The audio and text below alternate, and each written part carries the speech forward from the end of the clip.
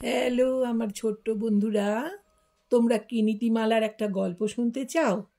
বিভান কিন্তু তৈরি হয়ে আছে, তাহলে তোমরাও তৈরি হও গল্পটা শোনার জন্য। গল্পটা হলো বিড়ালের গলায় ঘণ্টা বাঁধবে কে। এক গৃহস্থের বাড়িতে কিছু ইঁদুর সুখে বসবাস করছিল, কিন্তু বাড়ির মালিকের তারা প্রচুর ক্ষয়ক্ষতি করছিল।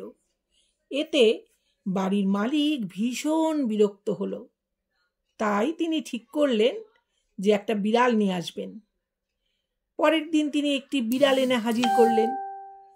ইঁদুরেরা বিড়ালকে দেখে খুব ভয় পেয়ে গেল। তখন তারা আর এদিক সেদিক স্বাধীনভাবে ঘুরে বেড়াতে পারছিল না। এর ফলে তারা ভীষণ বিরক্ত হলো। এই বিড়ালের হাত থেকে রক্ষা পাবার জন্য তারা একটা পরিকল্পনা তৈরি করলো যে কিভাবে এই বিড়ালের হাত থেকে মুক্তি পাওয়া যায়। তারা সবাই মিলে একদিন একটা সভা ডাকলো। সেই সভাতে নানাজন নানা রকম কথাবার্তা বলতে শুরু করলো। তাদের মধ্যে একটি তরুণ ইঁদুর উঠে দাঁড়িয়ে বলল যে আমার মাথায় একটা বুদ্ধি এসেছে। চলো আমরা সবাই মিলে বিড়ালের গলাতে একটা ঘণ্টা বেঁধে দিই, তাহলে পরে বিড়াল যখনই আসবে সেই ঘণ্টা ঢং ঢং করে বাজতে থাকবে। তার গলার সেই ঘণ্টার আওয়াজ শুনতে পেলে আমরা দৌড়ে গিয়ে গর্তে লুকিয়ে পড়ব। তখন আর আমাদের বিড়াল খেতে পারবে না, আমাদের কোনো ক্ষতিও করতে পারবে না। এভাবে আমরা বিড়ালের ভয় থেকে মুক্ত থাকব। সকলে তখন তরুণ ইঁদুরটিকে তার সেরা পরিকল্পনার জন্য ধন্যবাদ দিল। কিন্তু তাদের মধ্যে একজন বৃদ্ধ ইঁদুর ছিল।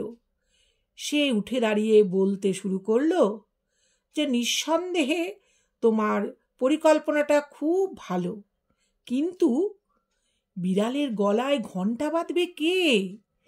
যে বিড়ালকে ঘণ্টা বাঁধতে যাবে বিড়াল তো তাকেই খেয়ে ফেলবে। এ কথা শুনে সব ইঁদুরেরা একদম চুপচাপ হয়ে গেল, কারণ তারা বুঝতে পেরেছিল যে পরিকল্পনাটা উত্তম হলেও এটার বাস্তব রূপ দেওয়াটা ভীষণ কঠিন।